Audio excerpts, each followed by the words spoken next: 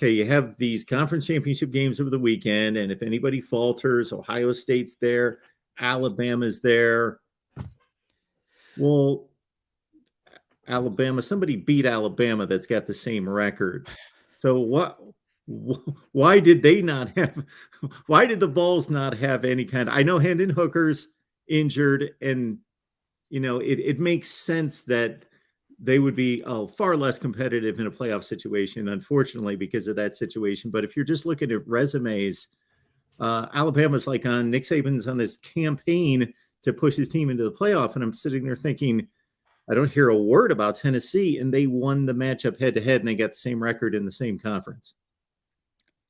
If you can explain it, I would love to hear, because there was no reason for any of that. I do think Alabama went on the attack because they know how big their brand is in college football and how much all of the national media just, they love them some Alabama. My goodness, they just can't stand not talking about Alabama, it seems like.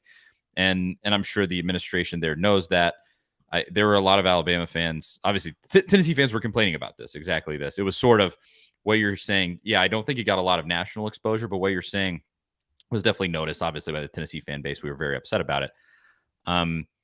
But the response from Alabama fans was like, well, Saban got asked to go on Fox, and he just was doing... First of all, no, he didn't. I don't believe that for 1 second. I don't think that he was asked to go on Fox. I think that as I said, the Alabama administration was going on the offensive. He did like 6 different interviews.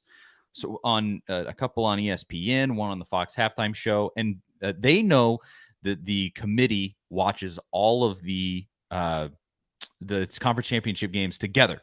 And so he goes on the halftime of the conference championship game that's happening at the time, and he goes and pleads his case. He doesn't really have a case. Ultimately, his case was, we lost less bad than Tennessee. And that's not a case. It's ridiculous. Tennessee and Alabama, neither was going to make it into the playoff this weekend. But I think ultimately it was the media just wanting a little drama. They know Alabama's a brand everybody loves talking about. And so they go out there and they act like Alabama might have a chance. Well, let's talk about Alabama's resume. And then there was nothing there. The best win they had was over Ole Miss, Texas, I guess. Texas, Mississippi State. You throw them all in the same 8-4 bucket. I mean, yeah, it was nothing even close to Tennessee's wins, a 27-point win against LSU, and then obviously the head-to-head win over Alabama.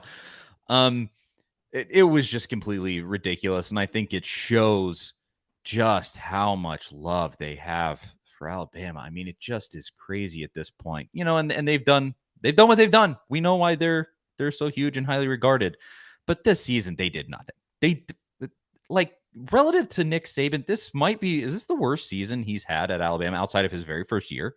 I think it might be. And they were... He had a 9-3, 2010. Oh, okay. Yeah, that's true. They won the game 10-3.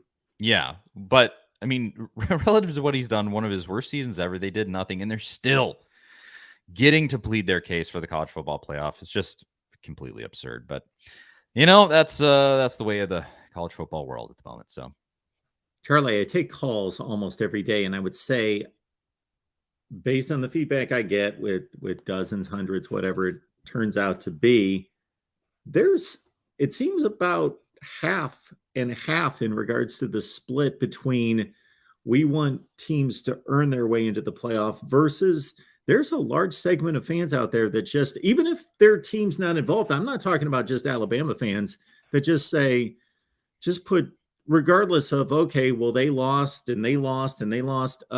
just put Ohio State and Alabama in the playoff because we want the best teams with the most talent in the playoff. There's a lot of people that argue that. That's an odd take. Why play this season then? Why do that? Yes. Why play the games? Don't play the games if that's what you're going to do. At the beginning of the season, just look at the rosters and go like, oh, they have the most 5-star guys. That's the playoff. What are you talking about? That's a ridiculous thing to say. I don't get that. Say that. I don't get that at all, because it's one of the things that I love about bowl games. People have gotten super cynical about bowl games, and I'm super cynical about a lot of stuff. But actually, on bowl games, people get really down on it, where there's so many opt-outs and all these things. But you get some of the goofiest games ever in bowl games, and I think it's so fun. You just get to sit around at the holidays. Too. Yeah, I love bowl games. I do too. You sit around at the holidays. And this my opinion has actually sort of changed. I was one of those more cynical people about it, but then over this time, people were like, "Oh, all the opt outs ruins bowl games." Like bowl games were virtually meaningless before. Why not just enjoy them for what they are? Yeah, Like they're just they're these TV fun shows. matchups.